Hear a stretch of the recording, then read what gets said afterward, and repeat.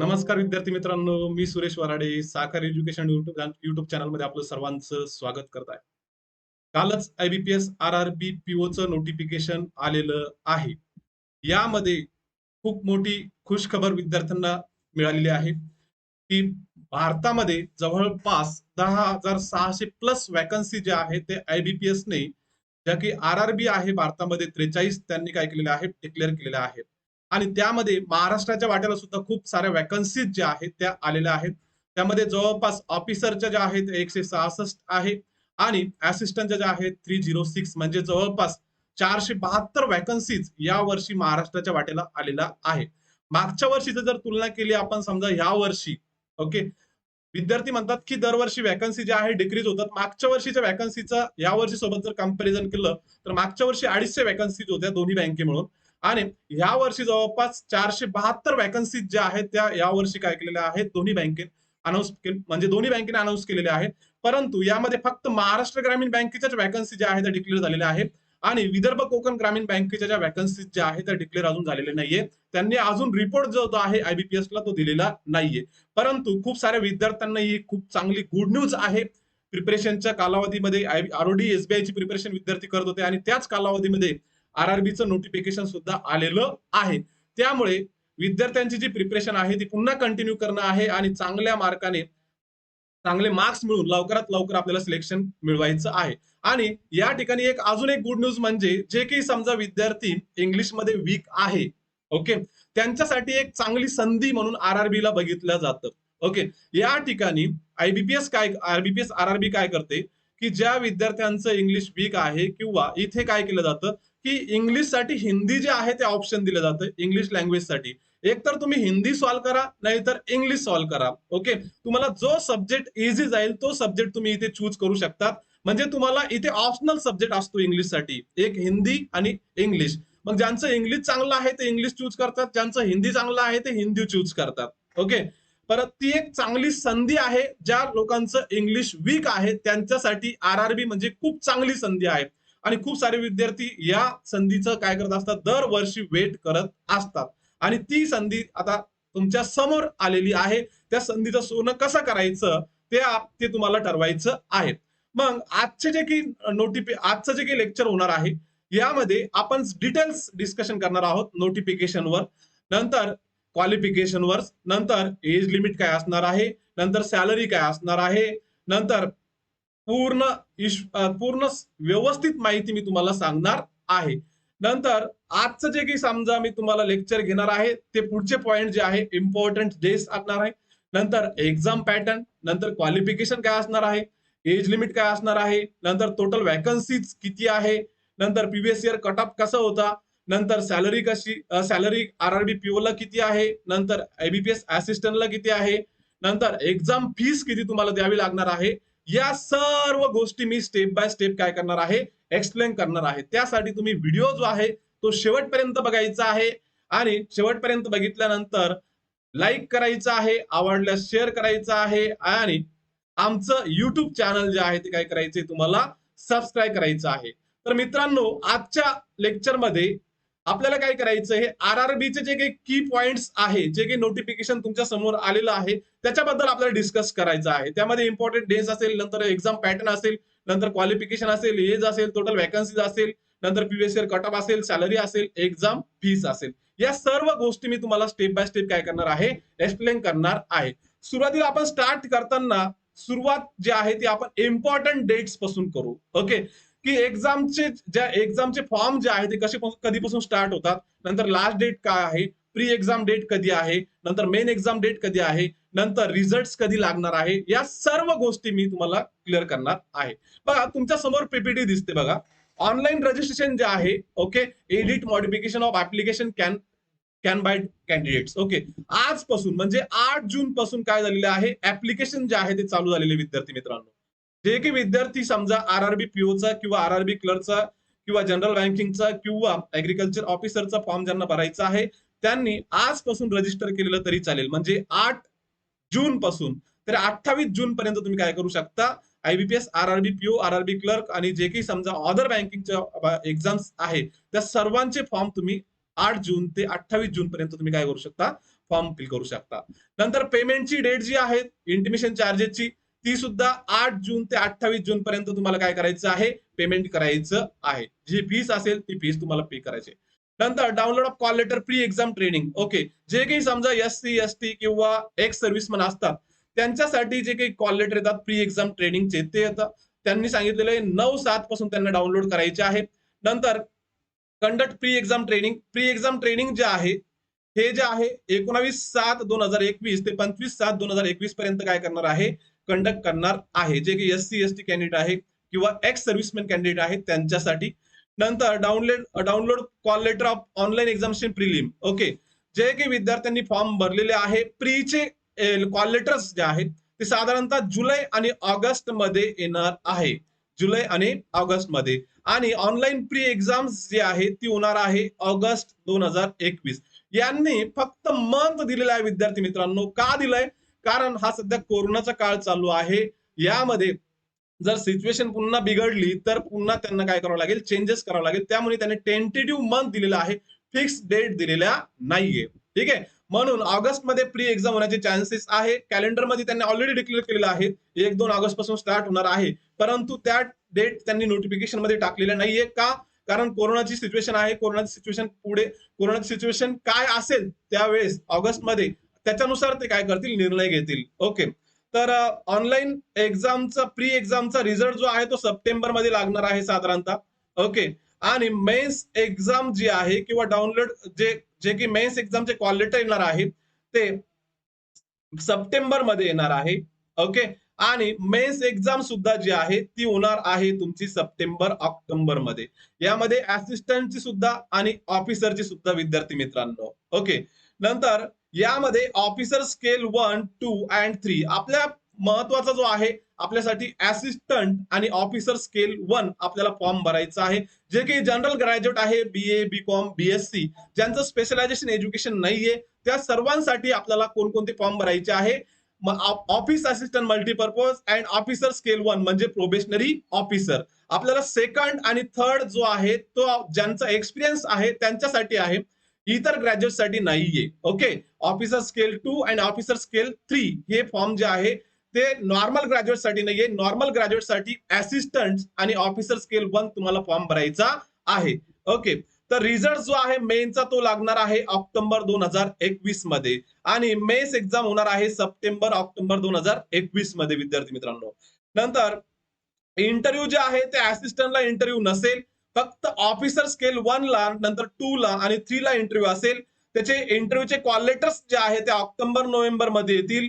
Okay, 2021 मध्ये. आणि interview जे आहे समजा ऑफिसर स्केल 1 ला, 2 ला आणि 3 ला जे कंडक्ट केला जाईल ऑक्टोबर आणि नोव्हेंबर मध्ये. ऑक्टोबर आणि नोव्हेंबर मध्ये असिस्टंटला इंटरव्ह्यू नसतात. ओके, जे काही क्लिरिकल केडर असतील तर क्लिरिकल केडरला इंटरव्ह्यू नसतो विद्यार्थी मित्रांनो. ही खूप सारी खूप चांगली खुश बातमी आहे किंवा गुड न्यूज आहे. ठीक आहे, नंतर प्रोव्हिजनल अलॉटमेंट जी आहे, प्रोव्हिजनल अलॉटमेंट जे आहे ऑफिसर, नंतर ऑफिसर स्केल 1, नंतर ऑफिसर स्केल सेकंड, थर्ड आणि ऑफिस असिस्टंट या सर्वांची अलॉटमेंट जी आहे ती जानेवारी 2022 मध्ये तुम्हाला गुड न्यूज भेटेल की तुम्हाला ही बँक मिळाली, तुम्हाला ही बँक मिळाली. ओके, म्हणजे फायनल अलॉटमेंट जी आहे जानेवारी 2022 ला तुमची होणार आहे.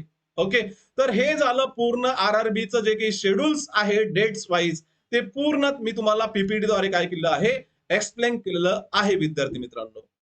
पुढे एक्झाम पॅटर्न कसा असणार आहे, परीक्षेचा एक्झाम पॅटर्न जो आहे तो कसा असणार आहे. ओके, आता एक्झाम पॅटर्न म्हटल्यानंतर कोणकोणते सब्जेक्ट आहे, कोणत्या सब्जेक्टला किती वेटेज आहे, नंतर टाइम किती आहे, हे सगळं आपण डिटेल्स एक्सप्लेन करू. ओके, आता यामध्ये 2 फेज मधून तुम्हाला जायचं आहे, RRB PO ला सुद्धा आणि RRB असिस्टंटला सुद्धा एक्झाम पॅटर्न नुसार.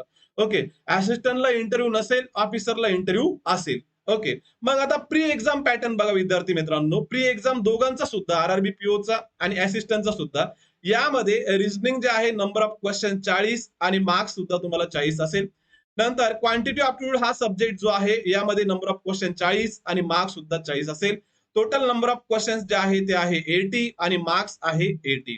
ठीक आहे, तर इथे कंपोजिट टाइम दिलेला आहे तुम्हाला 45 मिनिट या 2 सब्जेक्ट साठी. ओके, अदर एक्झाम साठी तुम्हाला काय केलं जातं, प्रत्येक प्रत्येक सब्जेक्टसाठी काय केलं जातं, तुम्हाला एक टाइम अलॉट करून दिलेला जातो. परंतु इथे आरआरबीचं एक वैशिष्ट्य आहे, की तुम्हाला इथे कंपोजिट टाइम दिला जातो, की तुम्हाला अगोदर कोणताही सब्जेक्ट तुम्ही एक तर रिझनिंग सॉल्व्ह करा, एक तर मॅथ सॉल्व्ह करा. तुम्हाला ज्या सब्जेक्टसाठी जास्त वेळ यूज करायचा त्या सब्जेक्टसाठी तुम्ही जास्त यूज करू शकता. इथे असा टाइम अलॉट केलेला नसतो मित्रांनो. त्यामुळे इथे कंपोजिट टाइम दिलेला असतो. एकत्रित टाइम तुम्हाला दिलेला असतो आणि 45 मिनिट्स तुम्हाला प्री साठी दिलेले आहे. 80 क्वेश्चन्स आहे आणि इथे प्री मध्ये तुम्हाला लँग्वेज नसते. ठीक आहे. नंतर मेन एक्झाम पॅटर्न बघा आरआरबी पीओ आणि आरआरबी असिस्टंट साठी. यामध्ये रिझनिंग सब्जेक्ट जो आहे तो असतो 40 क्वेश्चन 50 मार्काला.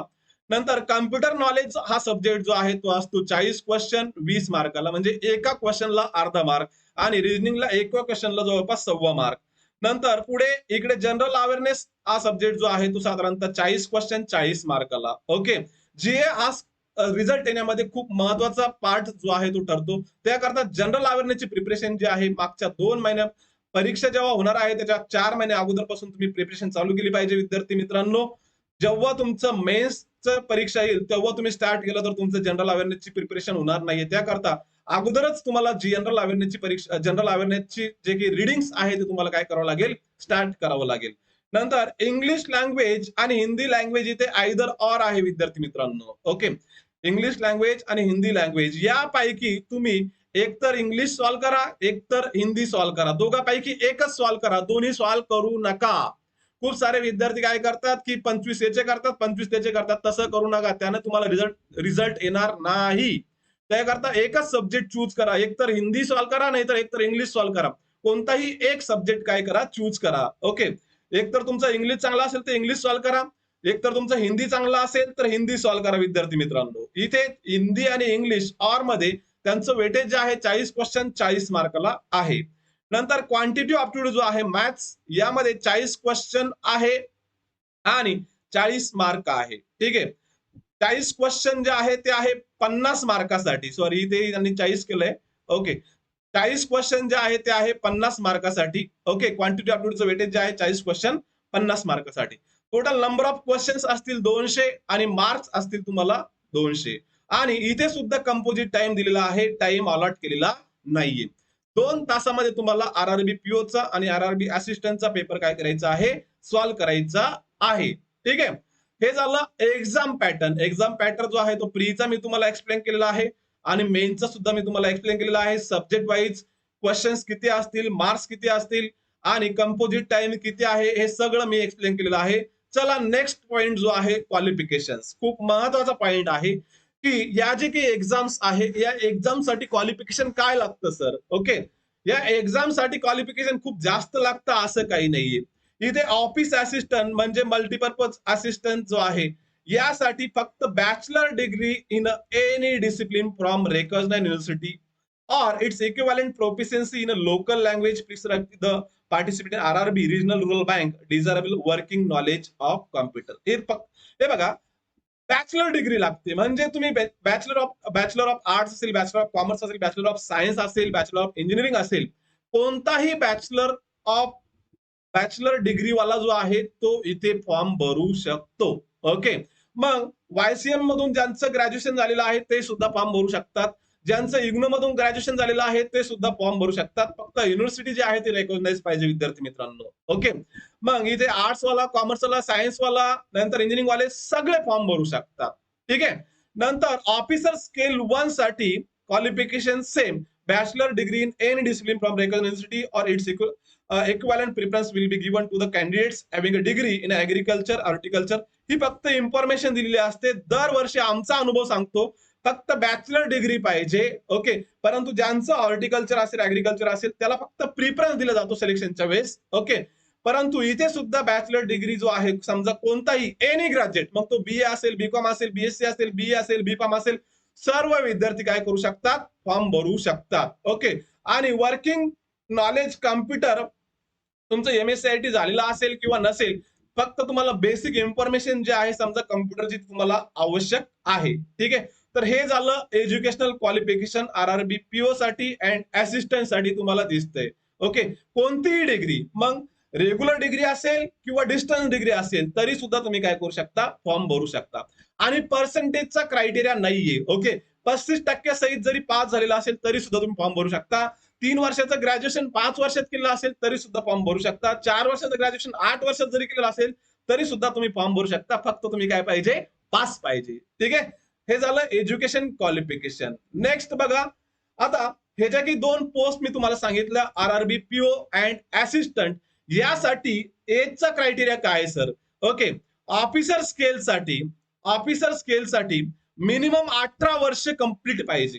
ऑफिसर स्केलसाठी जे की जनरल कॅटेगरीचे कॅन्डिडेट्स आहे किंवा ओपन कॅटेगरीचे कॅन्डिडेट्स आहेत त्यांच्यासाठी मिनिमम एज जे आहे ते 18 वर्ष लागतं आणि मॅक्झिमम एज जे आहे ते 30 वर्षापर्यंत अप्लाय करू शकतात. 28/6/2021 पर्यंत त्यांचं मिनिमम 18 वर्ष कंप्लीट पाहिजे आणि मॅक्झिमम जे आहे 30 वर्षापेक्षा जास्त नाही पाहिजे. हे झालं जनरल कॅटेगरीसाठी.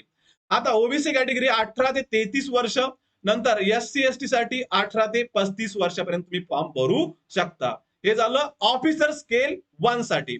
नंतर ऑफिस असिस्टंट बघा, ऑफिस असिस्टंट मिनिमम एज जे आहे जनरल किंवा ओपन कॅटेगरी जे आहे किंवा ईडब्ल्यूएस जे आहे यांच्यासाठी आहे 18 ते 28. इथे ऑफिसर स्केल मध्ये ईडब्ल्यूएस साठी 18 ते 30च आहे आणि इथे सुद्धा ऑफिसर स्केल साठी ऑफिस असिस्टंट साठी जे आहे ईडब्ल्यूएस असेल नंतर ओपन असेल या सर्वांसाठी मिनिमम 18 आणि मॅक्झिमम जे आहे ते 28. नंतर ओबीसी साठी मिनिमम 18 मॅक्झिमम 31. नंतर एससी अँड एसटी साठी मिनिमम 18 आणि मॅक्झिमम जे आहे ते 33 वर्षापर्यंत फॉर्म तुम्ही भरू शकता. आणि हा एजचा क्रायटेरिया जो आहे तो साधारणतः 28/6/2021 पर्यंत तुमचा कंप्लीट पाहिजे. ठीक आहे, चला नेक्स्ट बघा, टोटल वॅकन्सीज किती आहे भारतामध्ये जर विचार केला समजा तर भारतामध्ये जवळपास 10,676 वॅकन्सी आहे. 10,676. ओके, आपल्याला टोटल इंडियाचा विचार नाही करायचा विद्यार्थी मित्रांनो, कारण आपल्याला महाराष्ट्रामध्ये परीक्षा द्यायची आहे तर महाराष्ट्राच्या वॅकन्सी ज्या आहेत ते किती आहेत ते आपल्याला विचार करायचा आहे. महाराष्ट्रामध्ये 2 बँका आहेत, त्यामध्ये महाराष्ट्र ग्रामीण बँक आहे आणि विदर्भ कोकण ग्रामीण बँक आहे. जर इंडियाचा विचार केला आजच्या नोटिफिकेशन नुसार तर जवळपास 43 ज्या काही रिजनल रुरल बँका आहे त्यांनी त्यांच्या वॅकन्सी ज्या काही डिक्लेअर केलेल्या आहेत. परंतु महाराष्ट्राचा जर विचार केला तर महाराष्ट्रामध्ये 2 रिजनल रुरल बँका आहेत, त्यामध्ये महाराष्ट्र ग्रामीण बँक आणि विदर्भ कोकण ग्रामीण बँक. मग यामध्ये विदर्भ कोकण ग्रामीण बँकेनं अजून आयबीपीएस ला रिपोर्ट दिलेला नाहीये, त्यांच्या वॅकन्सी ज्या आहे त्यांनी डिक्लेअर केलेल्या नाहीये. फक्त ह्याच्या वॅकन्सी आहे या महाराष्ट्र ग्रामीण बँकेच्या आहे. महाराष्ट्र ग्रामीण बँकेला जी काही स्पॉन्सर बँक आहे ती महाराष्ट्र बँक आहे आणि विदर्भ कोकण ग्रामीण बँकेला जी स्पॉन्सर बँक आहे ती आहे बँक ऑफ इंडिया. मग महाराष्ट्र ग्रामीण बँकेमध्ये ऑफिस असिस्टंटच्या वॅकन्सी ज्या आहेत त्या आहेत 306 म्हणजे 306. खूप चांगली संधी यावेळेस आलेली आहे. 472 वॅकन्सी आतापर्यंत सर्वात हायेस्ट वॅकन्सी ज्या आहे 10 वर्षाच्या काळामध्ये त्या महाराष्ट्र ग्रामीण बँकेनं काढलेल्या आहे. त्यामुळे या संधीचं सोनं करायला पाहिजे. खूप साऱ्या विद्यार्थ्यांनी पेटून उठलं पाहिजे, चांगला स्टडी केला पाहिजे आणि सिलेक्शन मिळवलं पाहिजे. ओके, आणि ऑफिसर स्केल 1 च्या वॅकन्सी ज्या आहे त्या आहे 166. 166 वॅकन्सी ज्या आहे त्या ऑफिसर स्केल 1 च्या आहे विद्यार्थी मित्रांनो. आणि टोटल विचार केला तर महाराष्ट्रासाठी जवळपास 472 वॅकन्सी आहे. किती? 472. महाराष्ट्रासाठी किती? 472 वॅकन्सी. खूप चांगली संधी महाराष्ट्रातील विद्यार्थ्यांसाठी आहे. ठीक आहे, हे झालं वॅकन्सीच्या बाबतीत. आता previous year cut off, sir मागच्या वर्षीचा कट ऑफ किती होता, प्रीचा किती होता, मेनचा किती होता, कॅटेगरीनुसार जर कॅटेगरीनुसार सांगा किंवा जो जनरल कॅटेगरीचा कट ऑफ असतो त्याच्यानुसार ओबीसी असेल किंवा एससी असेल किंवा एसटी असेल किंवा ईडब्ल्यूएस असेल याच्यामध्ये जास्तीत जास्त 4 ते 5 मार्काचा किंवा 5 ते 7 मार्काचा डिफरन्स असतो. परंतु प्रीचा कट ऑफ जो आहे जनरल ओबीसी आणि एससी मागच्या वर्षी जर विचार केला तर तो जवळपास सेम होता. मग यामध्ये प्री एक्झामचा कट ऑफ जो होता ऑफिसर स्केलचा, ओके, 2 सब्जेक्टचा म्हणजे 40 question reasoning, 40 question maths, okay, 80 questions होते. 80 क्वेश्चन पैकी जवळपास म्हणजे 47 मार्क तुम्हाला प्री मध्ये पास होण्यासाठी लागत होते ऑफिसर स्केल 1 मध्ये. ओके, आणि ऑफिस असिस्टंट म्हणजे क्लेरिकलला 80 पैकी जवळपास 67 मार्क्स लागत होते पास होण्यासाठी प्री एक्झाम मध्ये. ओके, म्हणजे 67 मार्क मध्ये 67 मार्क ज्याला मिळाले तो मेन्स एक्झाम साठी क्वालिफाय झाला ऑफिस असिस्टंट मध्ये.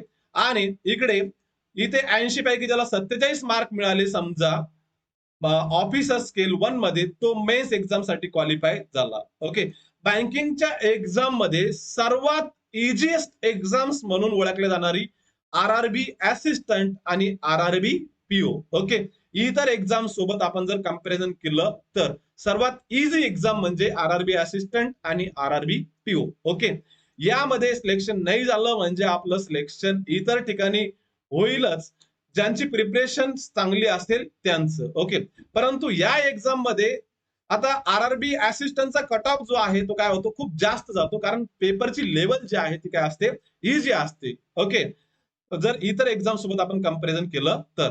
आणि ऑफिसर स्केल 1 ची जी आहे ती लेवल जी आहे ती डिफिकल्टी लेवल ती मॉडरेट असते, त्यामुळे कट ऑफ जो आहे थोडाफार कमी लागतो, कधी कमी लागतो कधी जास्त राहतो. तर पेपरच्या डिफिकल्टी लेवल नुसार कट ऑफ जो आहे तो डिसाईड केला जातो. ठीक आहे, तर हे झालं प्रिव्हियस इयर कट ऑफ.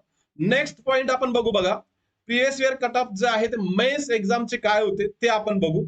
आता मेन्स एक्झामचा कट ऑफ जो आहे तुम्हाला मी आउट ऑफ 100 पैकी दिलेला आहे. Okay, RRB PO mains category wise cut off जे आहे 100 पैकी. ओके, आता हे जे आहे 49. ओके, आणि हे आहे 60.94. ओके, हे असिस्टंटचे कट ऑफ आहे IBPS RRB assistant mains category wise cut off, आणि इकडे आहे IBPS RRB PO mains category wise cut off. Okay, आता याला डबल केलंय समजा आपण. ओके, हे आउट ऑफ 100% नुसार काढलेलं आहे. तर म्हणजे जनरल कॅटेगरीला जे आहे ते 98 मार्क्स लागत होते पास होण्यासाठी, इथे 90 मार्क्स लागत होते. नंतर इथे ओबीसी 92 मार्क्स जवळपास, SC 86, आणि ST जे आहे त्याला 70 मार्क्स लागत होते पास होण्यासाठी. ओके, हे आउट ऑफ 100 जे आहे. आणि या साईडला जवळपास समजा असिस्टंट मध्ये 120 समथिंग मार्क लागत होते जनरल कॅटेगरीसाठी. ईडब्ल्यूएस ला जवळपास 106 मार्क लागत होते. नंतर ओबीसी जे आहे 112 जवळपास लागत होते. म्हणजे मी डबल केलं याला सरळ सरळ, हे आउट ऑफ 100 आहे, परंतु 200 आउट ऑफ 200 पैकी तुमची एक्झाम होते, आणि ते काय करतात पर्सेंटेज मध्ये तुम्हाला काय करतात कन्वर्ट करतात, आणि त्याच्यानुसार तुमचे आउट ऑफ 100 नुसार मार्क्स काय करतात डिक्लेअर करतात. नंतर एससी जे आहे ते आहे जवळपास 112, आणि एसटी जे आहे जवळपास 80. ओके, हे अप्रोक्सिमेटली मार्क्स मी तुम्हाला सांगितलेले आहे. हा मेनचा कट ऑफ आहे ऑफिसर स्केल 1 चा, आणि हा जो आहे तो आहे ऑफिस असिस्टंटचा. म्हणजे 200 पैकी इथे जनरल कॅटेगरीला ऑफिसर स्केल पैकी 98 मार्क लागत होते, इथे ईडब्ल्यूएस ला 90 लागत होते, ओबीसी ला 92, नंतर एससी ला 86 आणि एसटी ला 70. नंतर इथे ऑफिस असिस्टंट साठी 200 पैकी 120, नंतर 106, नंतर 112, नंतर एससी साठी 112 आणि एसटी साठी 80. ओके, हा झाला मेनचा कट ऑफ. ज्याला एवढे मार्क्स मिळालेले त्याचं काय झालेलं आहे, फायनल सिलेक्शन झालेलं आहे विद्यार्थी मित्रांनो. हा झाला तुमच्या समोर मेनचा कट ऑफ. ठीक आहे, तर चला आपण पुढे बघू आता काय सॅलरी. ओके, खूप महत्वाचा क्वेश्चन आहे विद्यार्थ्यांचा, की सर तुम्ही सगळं सांगितलेलं नोटिफिकेशन बद्दल. ओके, क्वालिफिकेशन काय लागतं, एज काय लागतं, नंतर त्याचा एक्झाम पॅटर्न काय आहे, सब्जेक्ट काय आहे, सब्जेक्टचं वेटेज किती आहे, परंतु महत्वाचा प्रश्न जो आहे आमचा सॅलरीचा आहे. कारण सॅलरी जेव्हा आपल्याला चांगली असते तेव्हा कामाला इंटरेस्ट येतो. तर सॅलरी खूप चांगली आहे विद्यार्थी मित्रांनो, ऑफिसर स्केल 1 ला सुद्धा आणि असिस्टंटला सुद्धा. ओके, आता बघा ऑफिसर स्केल 1 ला स्टार्टिंगला जे आहे जवळपास 42,000 पर मंथ जाते. ओके, म्हणजे 42,000पासून तुमची स्टार्टिंग होते ऑफिसर स्केल 1 जर तुम्ही जॉईन केलं तर. आणि ऑफिस असिस्टंट म्हणून जर तुम्ही जॉईन केलं विद्यार्थी मित्रांनो तर स्टार्टिंग तुमची 32,000 पासून होते. ओके, आणि चांगली पोस्टिंग मिळते तुम्हाला, आणि प्रमोशनची पॉलिसी सुद्धा खूप चांगली आहे. ऑफिसर स्केल 1 झाला तर तुम्ही नंतर पुढे स्केल 2 वगैरे जे आहे ते पुढे तुम्ही काय होत प्रमोशन होत जाऊ शकता. आणि ऑफिस असिस्टंट पासून तुम्ही ऑफिसर स्केल 1 नंतर 2 असं प्रमोशन घेत तुम्ही जाऊ शकता. त्यामुळे सॅलरीचा प्रश्न नाही, सॅलरी खूप चांगली आहे. आणि सोसायटीमध्ये जे काही बँकर असतं प्रेस्टिजियस सुद्धा खूप चांगलं असतं, त्यामुळे सॅलरीचा प्रश्न येतच नाही. सॅलरी जी आहे ती नेहमी यामध्ये काय होत असते, इन्क्रीमेंट होत असते. ठीक आहे, हे झालं सॅलरीच्या बाबतीत. पुढे बघू एक्झाम फीस किती आहे सर. ओके, खूप सारे विद्यार्थी फॉर्म भरण्याच्या अगोदरच विचारतात की सर एक्झाम फीस किती आहे ते सांगा आम्हाला पहिले.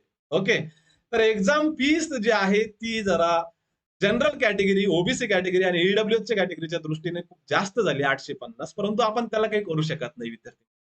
ओके, तो आयबीपीएसचा रूल्स आहे, ते काही अधिकार आहे ते आयबीपीएसला आहे, त्या बाबतीत आपण काही बोलू शकत नाहीये. ऑफिसर स्केल 1 जे आहे स्केल 1, 2 आणि 3 यामध्ये 175 जे आहे ती एससी, एसटी आणि पीडब्ल्यूबीडी कॅन्डिडेट जे आहे समजा पर्सन विथ डिसॅबिलिटी जे आहे समजा त्यांच्यासाठी आहे 175. आणि ईडब्ल्यूएस, ओबीसी आणि जनरल कॅटेगरी जे आहे त्यांच्यासाठी आहे 850. ओके. आणि ऑफिस असिस्टंटचा जर विचार केला तर ऑफिस असिस्टंट मल्टीपर्पज साठी सुद्धा एससी, एसटी, पीडब्ल्यूडी आणि एक्स सर्व्हिसमॅन जे आहे इथे यांच्यासाठी फीस आहे ती आहे 175. किती आहे? 175. अँड अदर कॅन्डिडेट जे आहे समजा जनरल नंतर ओबीसी अँड ईडब्ल्यूएस यांच्यासाठी आहे 850. हे झालं फीसच्या बाबतीत. चला नेक्स्ट पॉइंट जो आहे. ओके. तर अशा पद्धतीने जे काही नोटिफिकेशन जे आहे ते नोटिफिकेशन मी तुमच्या समोर एक्सप्लेन केलेलं आहे. इम्पॉर्टंट डेट्स जे आहे, वॅकन्सीज किती आहे, नंतर एक्झाम फीस किती आहे, नंतर एक्झाम सेंटर नाशिक जे आहे ते प्री साठी आहे, मेन साठी जे आहे ते मुंबई किंवा पुणे किंवा औरंगाबादला तुम्हाला जावं लागेल. त्यामुळे खूप चांगली संधी आलेली आहे विद्यार्थी मित्रांनो. जवळपास 10,606 समथिंग वॅकन्सी आहे आणि महाराष्ट्राच्या वाटेल जवळपास 472 वॅकन्सी ज्या आहेत त्या आलेल्या आहेत. त्यामुळे सर्वांनी फॉर्म भरा. जे काही समजा बिगिनर्स आहे किंवा जे काही ओल्ड स्टुडंट्स आहे या सर्वांनी फॉर्म भरा आणि परीक्षा द्या. परीक्षेचा अनुभव घ्या. ठीक आहे. आणि सिलेक्शन मिळवण्याचा प्रयत्न करा. ठीक आहे. तर आजच्या व्हिडिओमध्ये मी इथे थांबतो.